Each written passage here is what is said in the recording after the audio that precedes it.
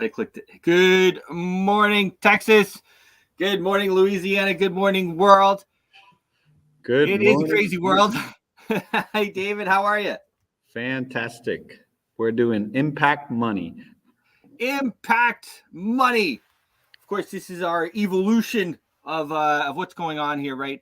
I was just chatting back and forth with Matt off screen, and of course, there's so much going on in the world right now.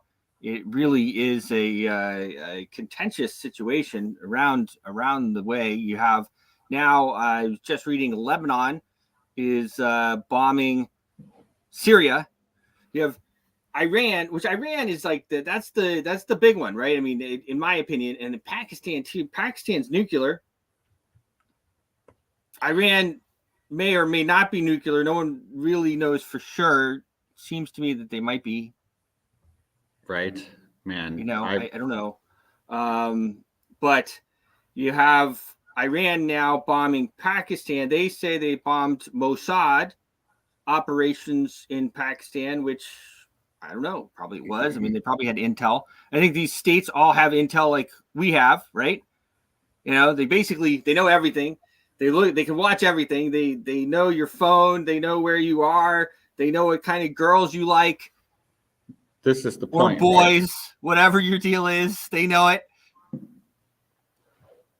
Mm-hmm. So they bomb, and then now, of course, Pakistan comes back and bombs, and these are serious missiles they're sitting back and forth. It's not like the Gazans, sending over what looks to be like firecrackers almost. I mean, poor guys, and then getting in response these massive bombs back that obliterate entire blocks at once.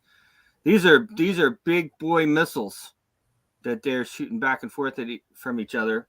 And I think a very, very inflammable situation that we have over there. Yeah, pretty tough stuff. Texas tells the feds, whatever you want to say. Paxton, Attorney General, sends a letter. Well, first of all, of course, as you know, the feds went in there, Biden and his guys, and they got kicked out of the border. They've had this border. Eagle Pass has been open pass, like wide open. Basically, it's illegal to cross, but it's like everybody's wet foot, dry foot. We used to have that policy with Cuba. I don't know if we still do down in Florida, but it was called wet foot, dry foot, and or wet foot, dry land, or something like that. And as long as you had a foot on the land, you got to stay. And that was the deal with Cuba, because of course we were fighting communism or whatever. And I whatever. I've never been to Cuba, unfortunately. I would love to go. But it seems like that. So as long as they get across the border, then it doesn't matter if they came illegally or not. They just register. And as we've talked about, they create the bond, and the bank does. We're pretty certain about all that stuff. And then they get to stay. And then not only do they get to stay, but of course they get medical attention and they get money and this, that, and the other. And I'm sure it's not great. I'm sure it's rough. You know what I mean? I mean, I'm sure, you got to go stand in line and, this, that, and the other. But it's probably a lot better than where they were. Anyway, so Attorney General Paxton and the Texas Governor Abbott, tell the federal government, screw off, because they sent them a letter and said, if you guys don't let us back on the border, they kick them out of the border. And then they said, look, if you guys don't let us back in the border, this is the feds, if you don't let us back in control of the border by yesterday at 8 p.m., you're going to be in big trouble. Jeez. And of course, Paxton just survived impeachment. Oh, wow. Yeah, the Bush family, as well as a bunch of other people, got together and they tried to impeach the Attorney General Paxton, and they were unsuccessful. That's pretty interesting stuff. Yes, pretty interesting what we have going on there in Texas. They are Texas has been they've had secession on the ballot for a long time. It looks like we just got picked up again after our commercial break in Texas. Good morning, Texas. Good morning, Louisiana. We're talking about Texas, as a matter of fact. Attorney General Paxton, he tells the feds, guys, you know, we're handling our border, and that's that. So pretty interesting what you have going on there. You know, here's the thing: we have the Department of Homeland Defense, and of course the border guys, and they all have guns, okay. And then you have the Texas National Guard, and they are armed as well. And this is how civil wars start. So everyone should pray for that situation. We should also the border should be we should be able to have a border. Okay, we should be able to have a border. I think any country in the world, we should be able to have a border. I mean, all right. So Iran's bombing Lebanon, or Iran's bombing Pakistan, Pakistan's bombing Iran, Lebanon's bombing Syria, Israel's bombing everybody. I think we're bombing everybody. We're bombing Yemen. We're basically behind all the bombing. And then there's more bombing going on. Very, very, very volatile situation. It is playing out in the markets as well. I'm going to share my screen here for just a minute. Actually, we'll talk about Texas just a little longer since they just came on.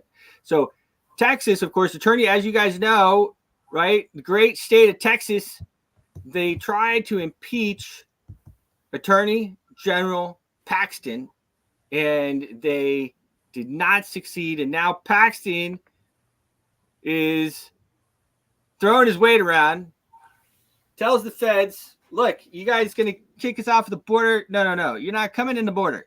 That's it. And he sends a letter to them, and he says a bunch of this is pretty interesting stuff here. Let's see. I think I can get this one. AOG response. I mean, this is a big letter. On behalf of the state of Texas, I'm not going to read the whole thing. I write in response to your demand letter of January 14, 2024, in which you complain about how Texas Military Department recently seized and secured the Shelby Park in the city of Eagle Pass, Texas. Your letter mistakes both the facts and the law, demanding the Texas surrender to President Biden's open border policy. I mean, this guy's his balls are the size of Texas.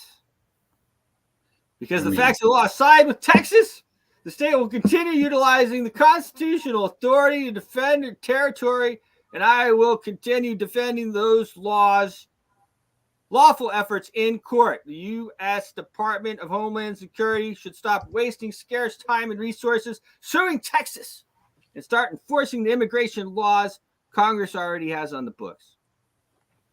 I could go on, but it's, you get the picture. Pretty interesting what we have going on there. Here in Texas. God bless Texas. Now, of course, it is playing out in the markets around the world. Let's see here. Everything is a bit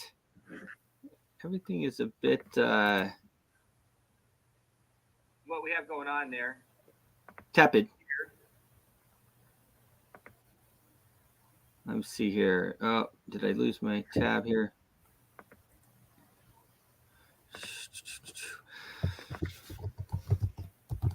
We have to be careful because, well, anytime you have, everybody always thinks that you're going to bomb, you're going to send a few bombs, you're going to do a couple little things, and it's going to be over. And that's not really how war works. Most of the time it's longer, it's more expensive, and it's costlier in lives as well. Pretty tepid across the board here in our Asian markets. I always like to check that out. 0.5% up on the Shanghai, a little lower on the Nikkei. Let's see here. Oil is going up. That is up 0.5% since I looked this morning. You can see that right there. Natural gas up 2.3%. For commodities, those are moves. Those are moves. I thought this was interesting. I didn't get to dive into this too much, but look at the 15 minutes. This is the gold futures. Of course, we'll bring on Matt here in a second, but I would say it's still in our channels. Dow futures, everything kind of just took a little bit of a dive, except Dow futures is now moving. I wonder what the US dollar looks like. Let's see what our good friend Matt has to say. Mr. Dixon with Eve.io, Matt Dixon, MD Trade on X. How are you, sir? Good morning, Matt. Yeah, good morning. Let me just tune in. Yeah, good to see you guys. How's everything? Doing good. You know, checking out these the markets here. Everything seems a bit shaky. A lot going on, bombing back and forth. You got states telling the federal government to, just mind their own business.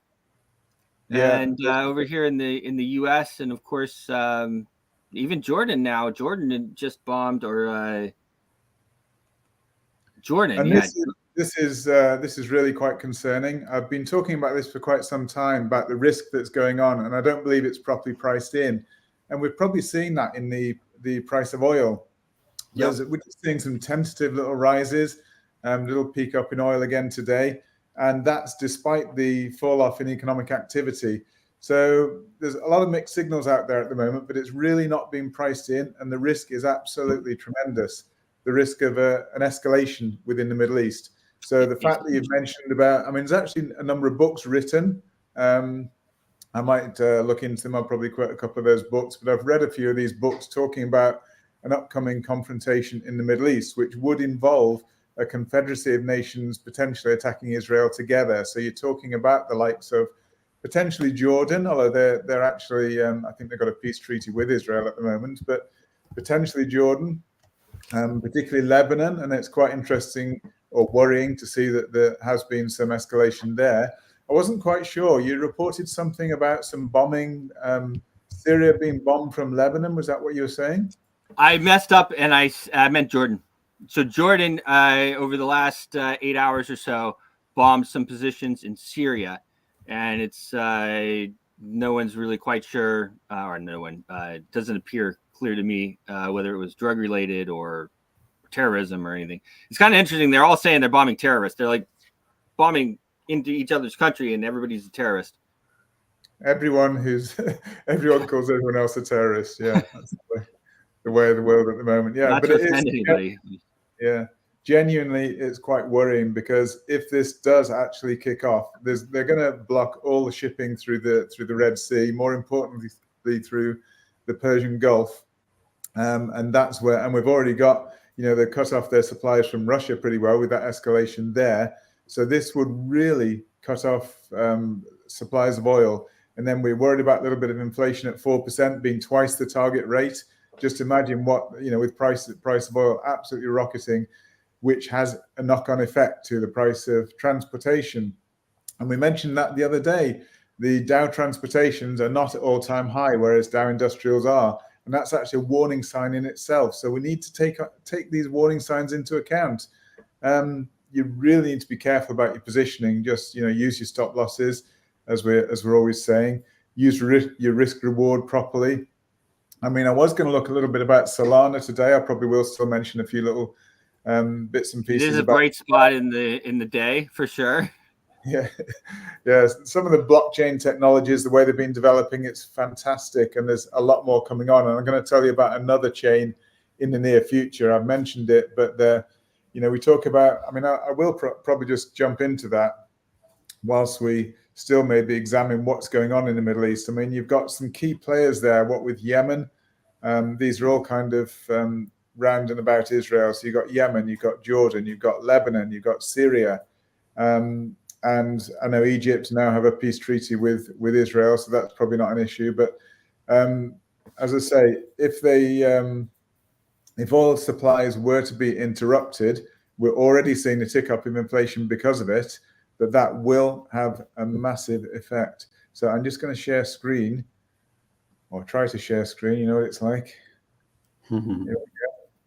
Yeah, we've got it. So I'm going to go straight into, and I hope you can see here, I'm going to share the whole screen, I think.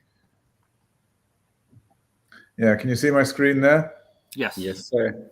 Yeah, so this is really something, I mean, I've been very interested in looking at comparative values of different cryptocurrencies, and it's really important because you're always getting news out there talking about how good this one is and how good that one is, but we have been looking a bit recently about the comparative ups and downs of different cryptos. So for example, as we said, from a value perspective, we're looking at Litecoin compared with Bitcoin. They're very, very similar chains. Litecoin is just basically, a fork off of Bitcoin, as we said. So very, very similar chains. And yet the value for money seems to be much more in the camp of Bitcoin, because it goes up more and it comes down less. But there's a very interesting thing. So we'll look in a moment at transactions per second, but you can't look at TPS or transactions per second on their own. There's actually a balance here. I've got the triangle laid out here as a sort of trilemma. It's known as the blockchain trilemma between scalability, security, and decentralization. So you get more and more scalability, but it takes away from the others, or if you're more decentralized. So for example, we know that Bitcoin is very, very decentralized. They've got I think they've got over 50,000 nodes around the world. So to get a 51% attack to take control of all those, and that would be how you'd effectively hack the Bitcoin network, it's virtually impossible, because it costs literally billions upon billions to be able to do that. So it is virtually impossible to do. And it's obviously Bitcoin being proof of work. When you go towards proof of stake, which is a lot more energy efficient, of course, then you're coming down, you're upping the scalability perhaps, but then you're compromising the security a little bit, because I mean, if you think about Bitcoin has got more than 50,000 nodes, it's very difficult to do a 51% attack. But then you look at Solana, which is an amazing blockchain, and we'll look a little bit more about Solana in a moment, but they don't, I think they're under 3,000 nodes. So it's much easier to do a 51% attack. And then with the scalability of Solana, for example, it's very, very expensive. But transactions per second, this is where you've got this trilemma again. Transactions per second are very, very high. You've only got 7 TPS on Bitcoin, something like 5 to 7, something like that. And yet with Solana, you've got 65,000 transactions per second. So you've got a great deal of speed, so it's scalable. And then the cost is all part of the scalability as well. The transaction cost for Solana is minimal, but Bitcoin is actually quite high. And I remember transferring a lot using Ethereum, and we're paying up to $300 per transaction at one point. Mm-hmm. So that's where all these things sort of compete. This is quite interesting, just a comparison of transactions per second. But as I say, it's not the whole story.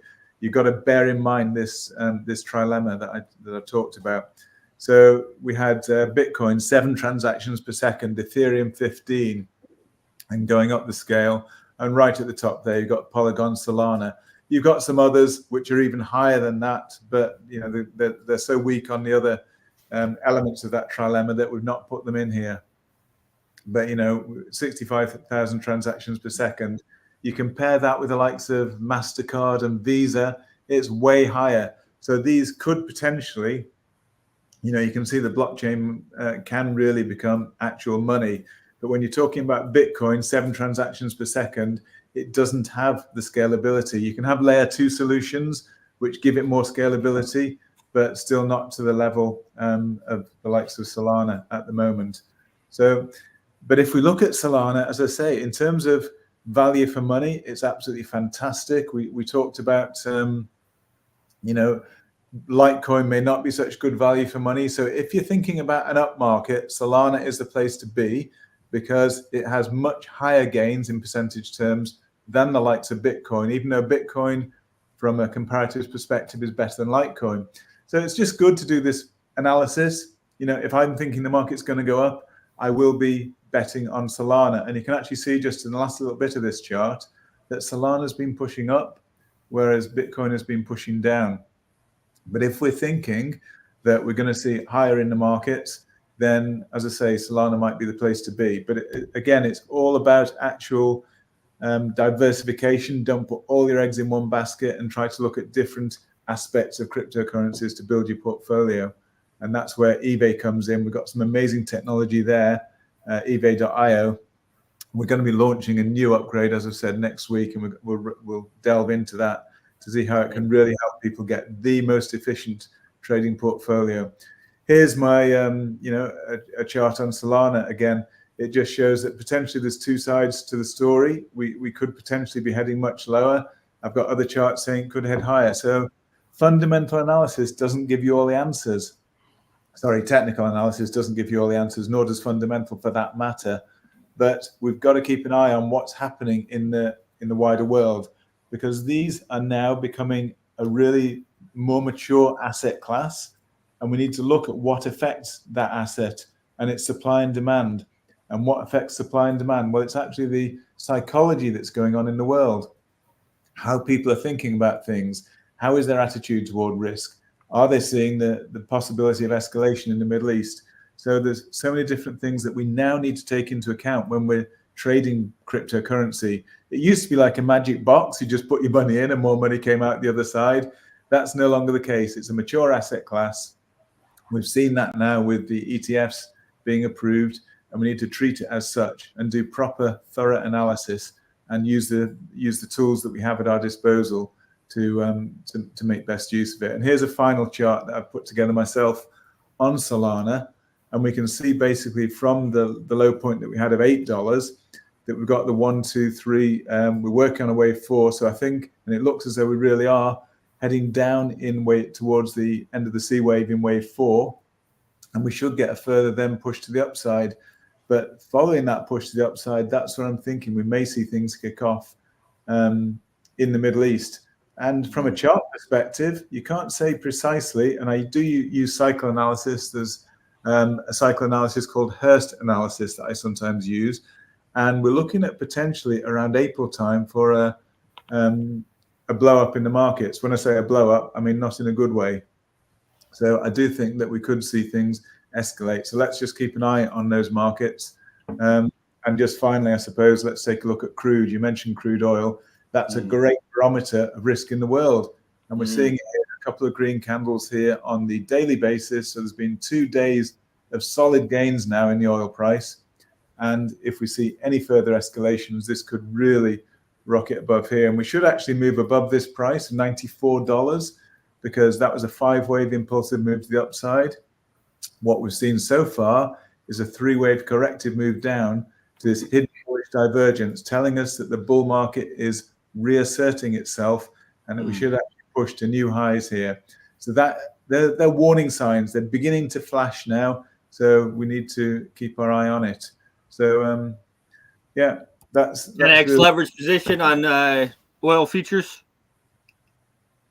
Yeah, I don't trade oil actually. I watch oil very closely. There's a lot of assets I don't trade, so I look for correlations in the market, and oil is a great one to look at. Obviously, I look at interest rates and inflation and all these other factors. But there's a lot of assets I don't trade, but I still keep an eye on them because they give you a lot of information. And even within cryptocurrency, there are certain correlations there. I actually look at one really good correlation is actually between the pound dollar, the rate of the pound dollar, and it's actually directly correlated with crypto to quite a large extent. So when you see pound dollar going up, crypto goes up. When you saw Bitcoin hit that low of the FTX crisis, 15,400, that's when the pound was 103. And that's why I'm saying, again, I keep coming out with this one. I said it first. I came out with it first, that the pound is going to go below 1 to the dollar. That's coming. And now what that signifies is if that correlation holds, which I expect it will do, then we're going to see much lower cryptocurrency and risk assets in the future when that pound drops below. And all the wave counts I've seen, I look at a lot of Elliott wave analysis. They're all saying that the move up on the pound since that 103 rate has been corrective, which means the impulsive direction is still downward. So we're going to go below 103 at some point this year, I believe. So Yeah. when you're planning your trips to UK, that's the side of the coin. As David said, you'll have loads of money, loads of dollars to spend, because the dollar is going to, we're going to get some weakness with the money printing, but then when trouble hits, the dollar will go through the roof, and that's the time to travel to UK, because you'll get a lot of goods for your money. Yeah. Right on. Well, even as we were even in doing this, and I was just kind of pulling up that chart as we did it, but even as we are talking here, the world just, I mean, I hate to see what World War III is going to look like if this isn't World War III. So we have, let's see here, breaking: Russia blacks out GPS in Poland. That's not good. Source: Yahoo News. Russian electronic warfare from Kaliningrad caused a massive GPS signal disruption affecting almost half of Poland and the Suwalki corridor. Then, of course, that battle goes on. We're looking at some of the betting software that they have out there, and they're predicting that war is going to continue on. 22% chance that the war in the Ukraine will be over by June. 22%. It's not good. It's it's rough, and it just plays heck with the markets, and that's it. Well, I mean, it's bad on a number of obviously it's horrible. The human toll is bad, but it sure makes trading as well very hard. Yeah, I mean, it's very hard, but it's also quite useful in some ways, as long as you follow very carefully, use risk reward in the correct way. So the funny thing is, it's not funny, but we talked about boiling a frog the other day. So there's so much happening. The tensions in the world are escalating right now, but actually nobody's really noticing. And it will be like the straw that breaks the camel's back. It'll just be one final event which tips the balance, and then you will see the markets. And markets tend to go down much quicker than they go up. So when there is a market crash, you tend to really see a very rapid, aggressive move to the downside. But it takes years of building, and they say climbing a wall of worry. And that's kind of what the market's been doing the past couple of years. There has been a wall of worry because there's lots of concerns out there. We've got the inflation prediction, not inflation, so, well, we have got inflation, of course, but recession predictions this year. And then we've got all these geopolitical tensions. So you've got macroeconomic and geopolitical, and it's climbing a wall of worry. And markets tend to do that, and it climb and climb and climb with all this worry. But eventually you get the straw that breaks the camel's back, and it just snaps just like that, and the markets will tumble. So that's why stop losses are absolutely a necessary part of trading, unless you're just trading a small amount that you don't need to worry about. Yes. Yeah. And that's different for everybody. I always tell people, don't put money in there that you can't lose, because once you put money into the market, you can lose it. That is something that can definitely happen. Yeah, there are actually some hedging strategies you can use, which you can profit potentially with upside or downside in the market.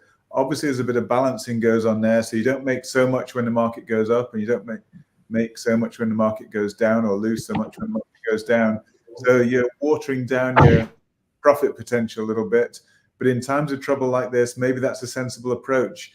And you can actually use options, and you don't need to put a lot of money into options to profit in a big way if the market falls sharply. If it doesn't fall sharply, you'll lose the money you put into those options, but you can still have other money on the long side. So there's also all sorts of investment strategies that you can adopt to take advantage and protect yourself in all these difficult times. And that's, again, what we talked about yesterday with the ETFs. Some of the smart guys knew what was happening. They could actually see that there was it was trading at a discount when it was the Grayscale Bitcoin Trust trading at a massive discount. So they were buying in all the way up to this approval. They knew what was, so, the big guys, they know what's happening. They knew it was going to be approved, and they were buying in at a massive discount, 50% discount on Bitcoin. So no wonder there's a bit of profit taking now. But I still think there's probably still a little bit higher to go once we finish this little pullback at the moment. Probably still higher to go before the shit hits the fan, as they say. All right. Well, with that note, Matt Dixon, I'll tell you, it's always a pleasure having you on and having your insight. Make sure to check out MD Trade on X. He's at MD Trade, as well as EVAI, EVAI_IO on X, EVAI.io. And we will see you tomorrow, sir. Yeah, awesome, man. Market Watch is the best. Thanks, Matt. Pleasure to be with you. Catch you tomorrow. Bye for now. Cheers. All right. Okay, so there you have it. You know, I tell you guys, I think that we are in for a bit of a pullback across the board. Now, you know, things like this, they tend to have an effect. You know, we go fast down and then probably shoot back up. But you know, with everything being so volatile, it does point to some crazy things going on. And like I was saying, I mean, just like even as we were on here, I mean, Russia knocking out the GPS of Poland. I mean, that is pretty big news. You know, and then everything, of course, just really firing up as well around the world. One of the things, of course, one of the ways that you can hedge against this stuff, of course, is gold. It is gold. It's silver. It's precious metals. Bitcoin, Litecoin, the different blockchains right now, they are still so new that they're very volatile, and I think that'll change over time. But that is a great way that you can do it. Now, I did want to play. Where is he? Hamden Kaisar, and he talks about freedoms. When we look at the situation that we have going on in Texas, okay, and how they are standing up against to the federal government. God bless Texas. Of course, I have multiple people on my feed telling me, God bless Texas. And I agree, God bless Texas. I mean, you know, they should have done it 3 years ago, okay? But, you know, but I'm going to play. How do you make purchase using gold or silver? Over my head. Well, a lot of times it's the same way as you do with different kinds of Bitcoin is you trade it in for a currency that you can use, whether it's dollars or whatnot. Now, if you take something like what we have with at cost metal, that's at costmetal.com, but at costmetal.club, and you can sign up, and you should go ahead and sign up. And that actually, I'll play that little kind of promo first. And what you can do there is you can put it into your account, so you can sell it back. You can buy and sell the gold. So it's pretty interesting situation that we have there. I think this is the promo video that I wanted here. Let me just get a little short little thing. Nope, wrong one. And so that makes it easier. And so really everyone should sign up for that. It's at cost metals. Okay. And if you look at the pricing down on the bottom of the page, this is the one I wanted right here. This is just a short promo. Let me share my screen.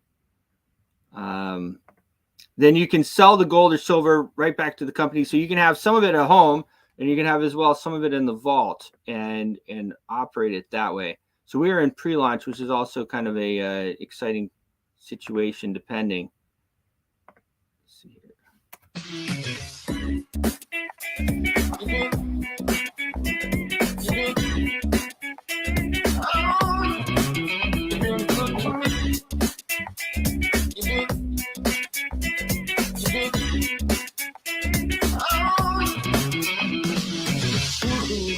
Just wanna thank you. Oh, just wanna thank you. I wanna thank you for being mighty, mighty good to me. And good to me.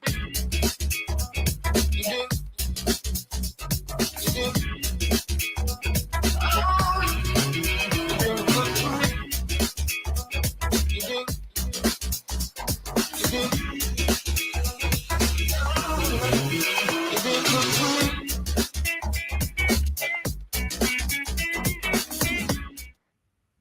Now this talks about the vault. This is the In the digital grand vault, scheme of wealth which I think preservation, is, purchasing and storing precious metals can be a daunting endeavor. answers The your hurdles question are many, as well. from high markups and hidden fees to the logistical nightmare of secure storage. Even figuring out the authenticity of your purchase can be a nail-biting experience. Imagine a world where these complications are no longer your concern. Welcome to the future with at-cost metals, where the complexities of traditional methods are replaced with simplicity, security, and savings. This is the world of our membership-based service. For an annual fee of $149 or $399, you gain access to a treasure trove of benefits that make precious metals purchasing a breeze. Picture this: buying precious metals at cost, with no markups, no hidden fees, just the pure value of the metal itself. But the advantages don't stop there. Our service doesn't just give you precious metals at cost, it also provides a digital and physical vault with the highest level of security. No more worrying about burglars or natural disasters.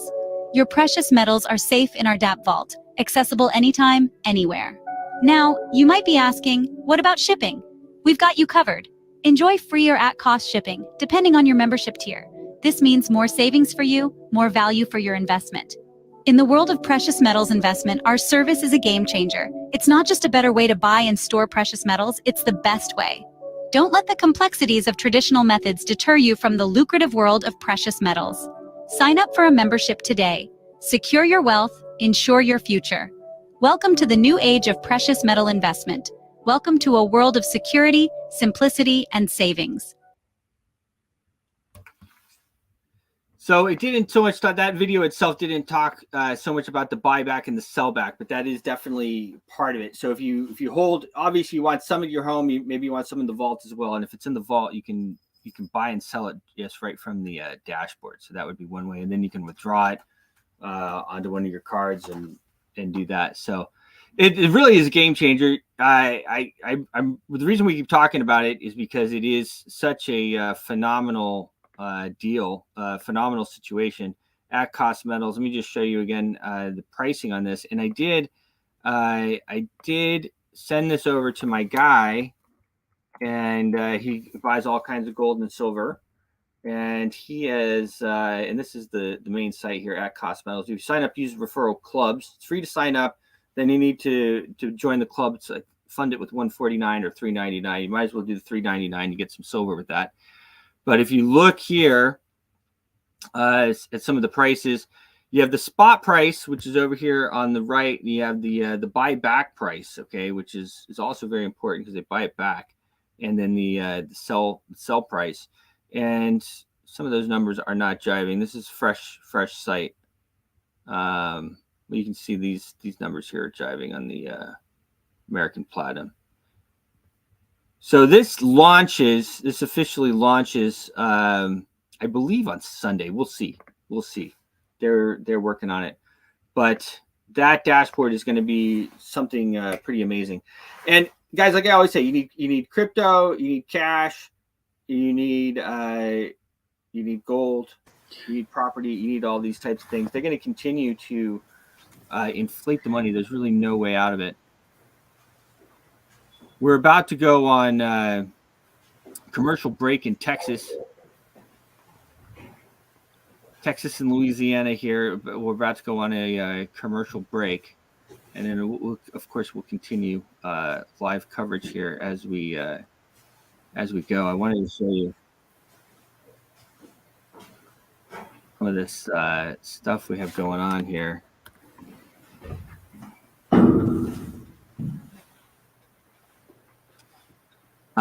Of course, videos coming out of Ukraine are just horrible, really. Yeah, this is rough. So this is Ukraine. Of course, you know how our propaganda works. Of course, powers that be here in the West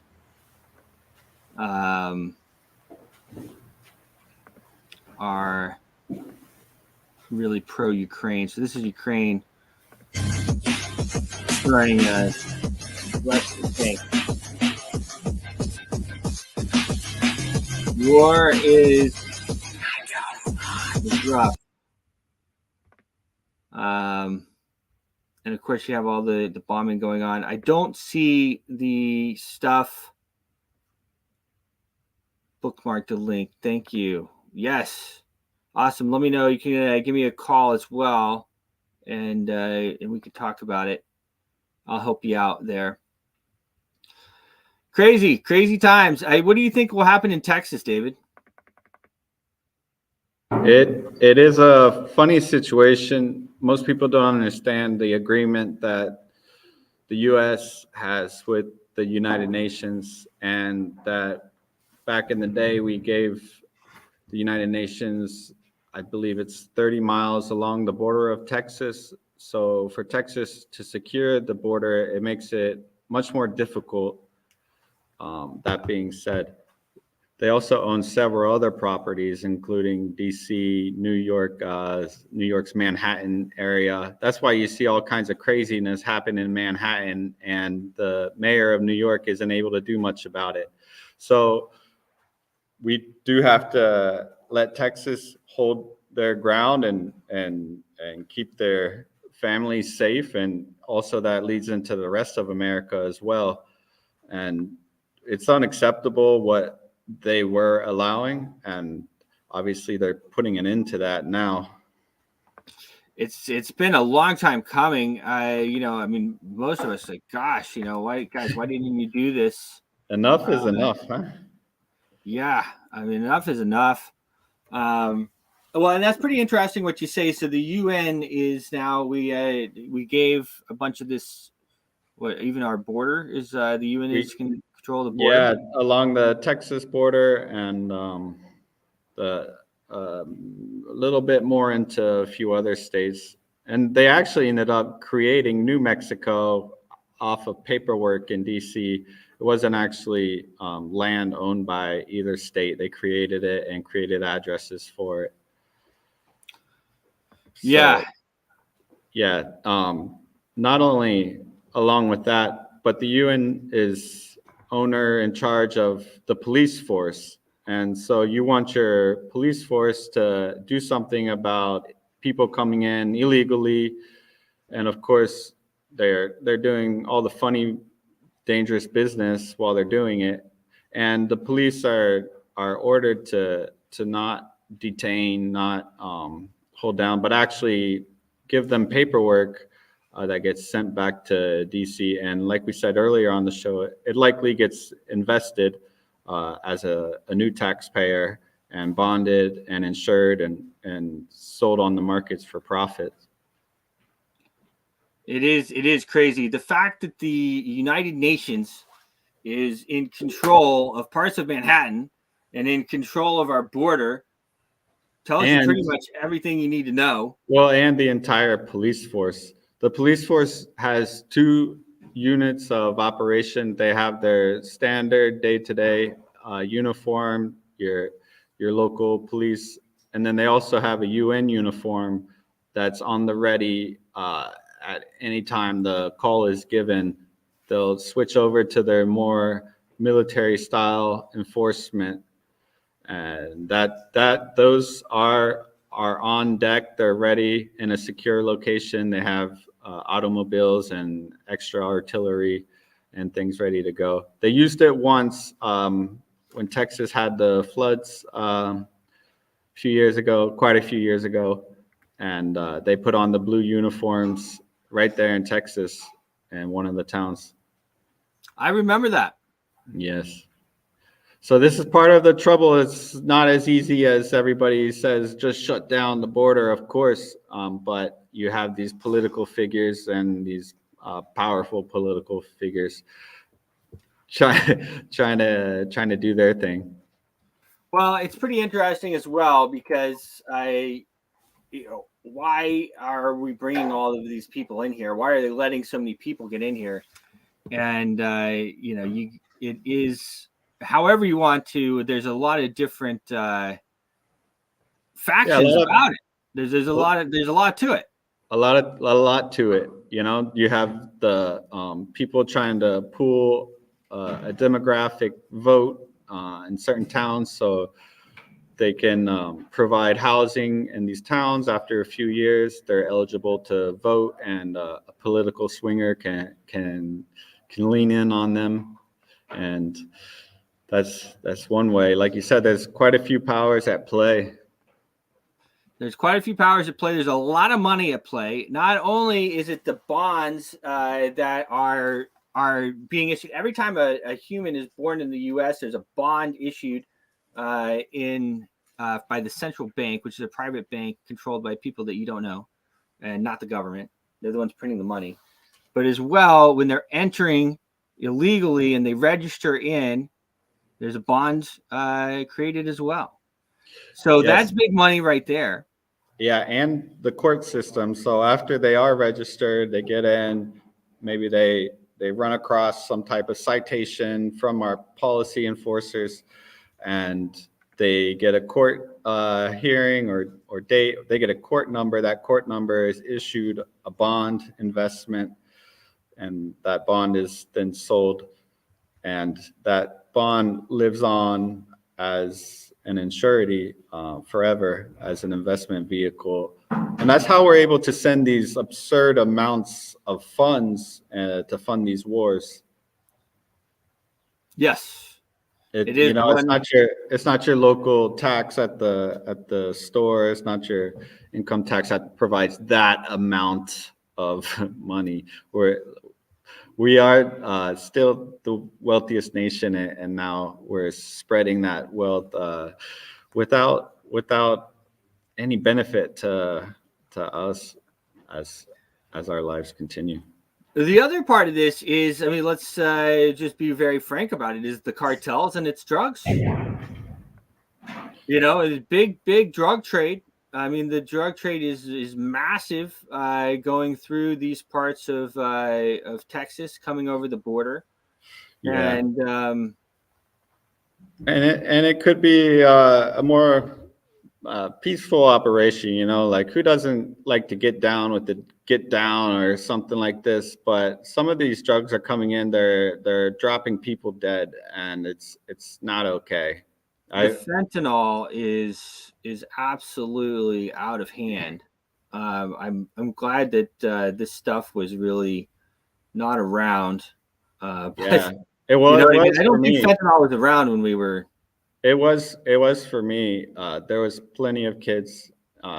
Maybe the fentanyl wasn't there originally. It was just the synthetic opioids and everything, but they would overdo it, and I know several people that did, and God bless them, rest in peace, because it's not a friendly place to go. It is not a friendly place to go. And now you see these our popular cities up north in the Northeast. You see people doing this thing called trank, and man, they are tranquilized like you wouldn't believe. And they're doing this in big groups, and they're right out there. It's right out there on the roads and sitting on the side of their car. And I can only imagine if that's what you see walking down the sidewalk. I can't imagine what's happening inside the buildings. Yeah, it is a big problem. So they're starting to. It looks like they're arresting people now at the border, which of course they've just been letting them in. So this is pretty interesting. This is fresh off of some. Well, that's the gamble, right? You take your chance and hope that you're going to be detained for an hour, or maybe you're going to be detained for 2 weeks. Do you know who's making the arrest there? State troopers arresting illegal migrants at Shelby Park in Eagle Pass, Texas. I'll play that one more time. That's state troopers. State law enforcement are acting under Governor Greg Abbott's border disaster declaration. Troopers are enforcing criminal trespass on single adult men and women.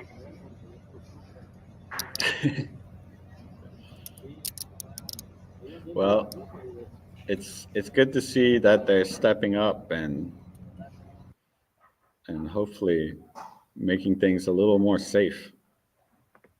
Hopefully making things a little more safe.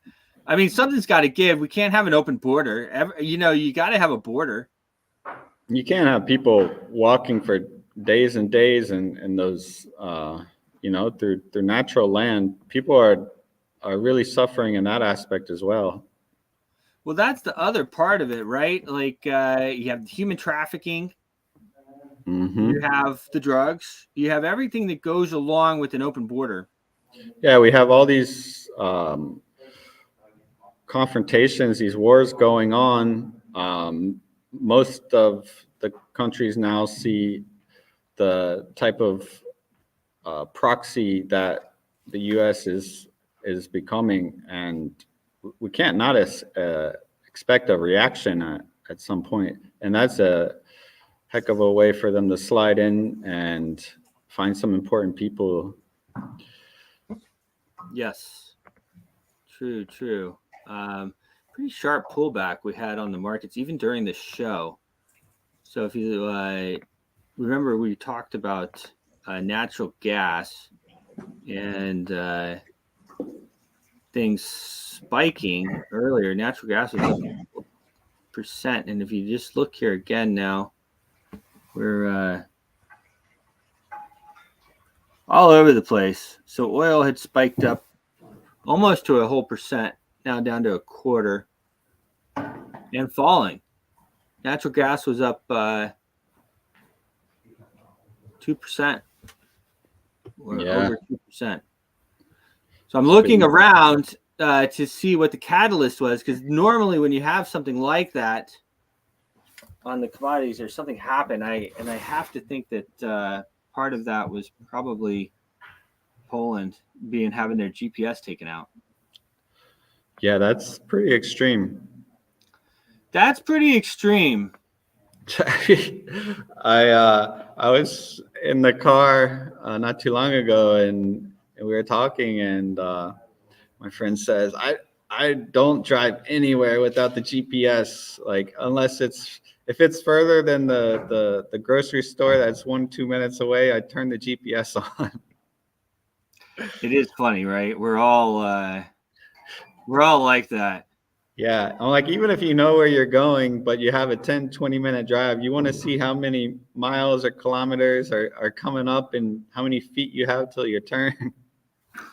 And where there might be some things Yeah. in the way, right? I mean, it saved me the other day coming into DC. There was a bunch in and out. I had to go in and get out of Washington while my wife and kids.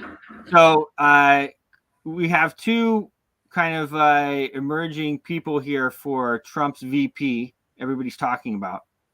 Of course, Who is it going to be? And Nikki Haley. No, I'm just kidding.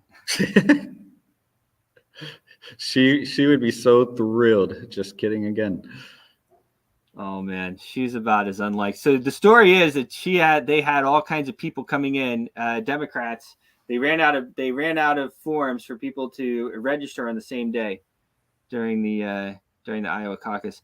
So this is Vivek and Kristen Noem share this tab.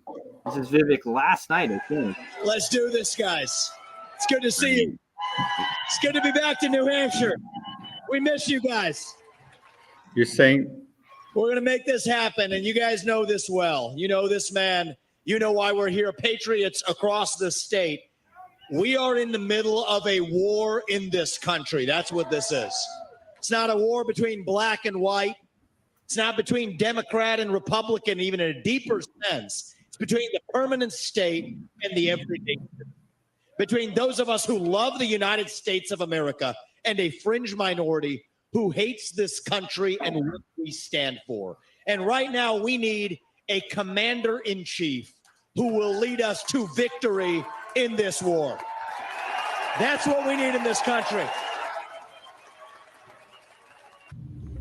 I mean, you gotta respect the fact that he knows how to play his cards.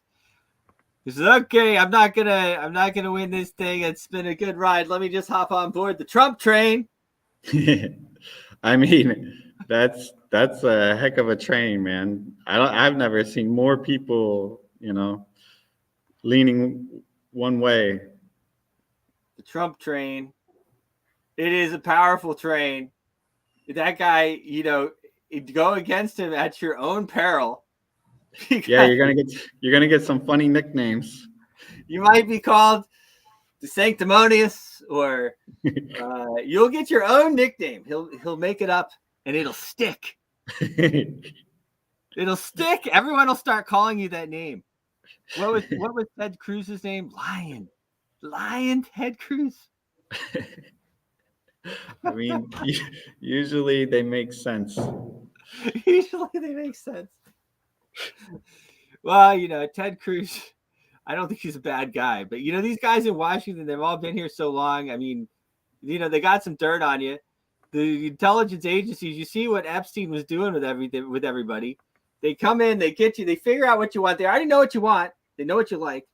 Girls, boys, old, young, whatever your thing is, they know. And they do the trap on you. The honeypot. The honeypot. That's what they do. It's the honeypot. So Kristi Noem is the other one. She is definitely being eyed, or that's what they say. Personally, I would like to see a general or a colonel. Right. Yeah, or Giuliani. Yeah. Yeah, that would be. Yeah. I mean, I'll let you say that. I like Giuliani. I do too. Yeah, it's good. Yeah. Yeah, I hear you. I hear you on that one. It reminds me too much of somebody else that we had years ago.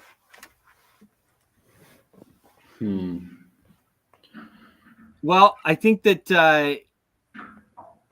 we are going to continue. I think today, as far as,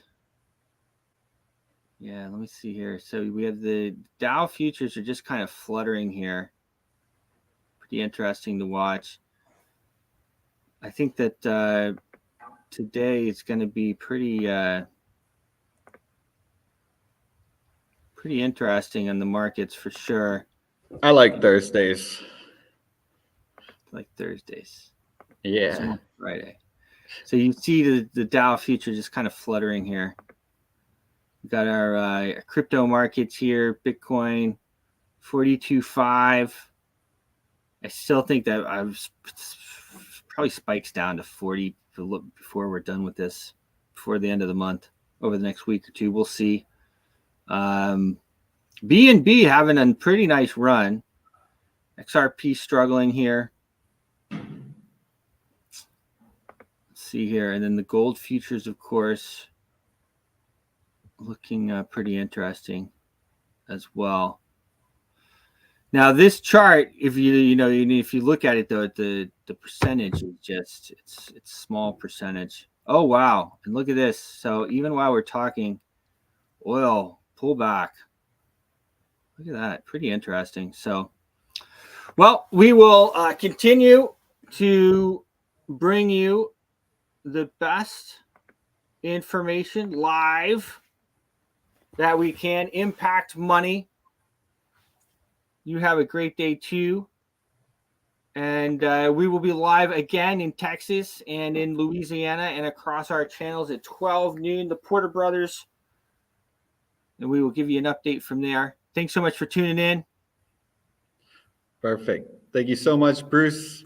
We love you. See you soon. Your voice is powerful. When combined with social engagement, it's a force for change. Decentralized media paired with free speech is the catalyst for an empowered world and a unified, invaluable ecosystem. Join Global Boost, become a champion of free speech, and help to reshape the future of media.